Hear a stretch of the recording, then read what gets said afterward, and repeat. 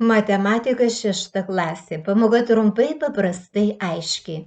Stačiakampio perimetras – plotas. Kaip apskaičiuoti stačiakampio perimetrą? Stačiakampis yra keturkampis, kurio visi kampai statūs. Apskaičiuojant stačiakampio perimetrą, sudedame visų kraštinių ilgius. Perimetras žymimas P raide.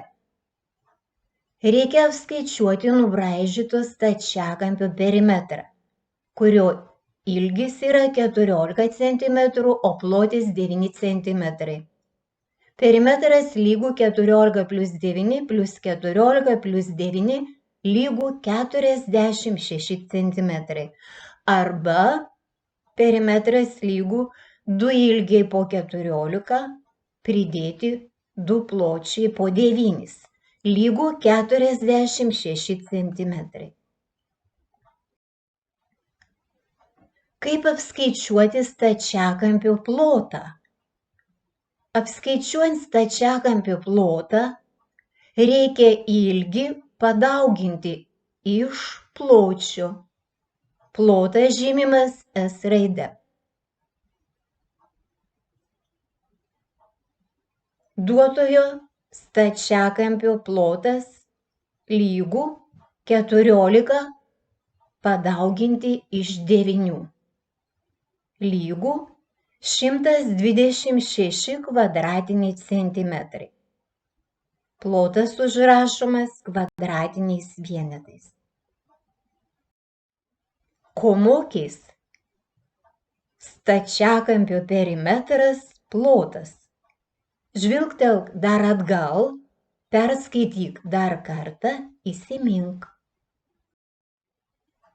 Ką sužinojai apie stačiakampio perimetrą – plotą?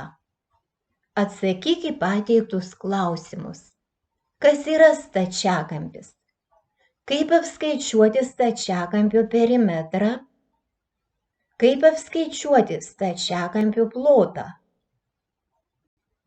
Jei atsakei į šiuos klausimus, tau puikiai pavyks atlikti užduotis. Atlik užduotis. Stačiakampio ilgis 27 cm, plotis 16 cm.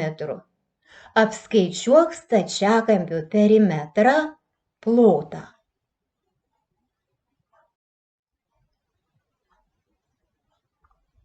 Pasitikrink.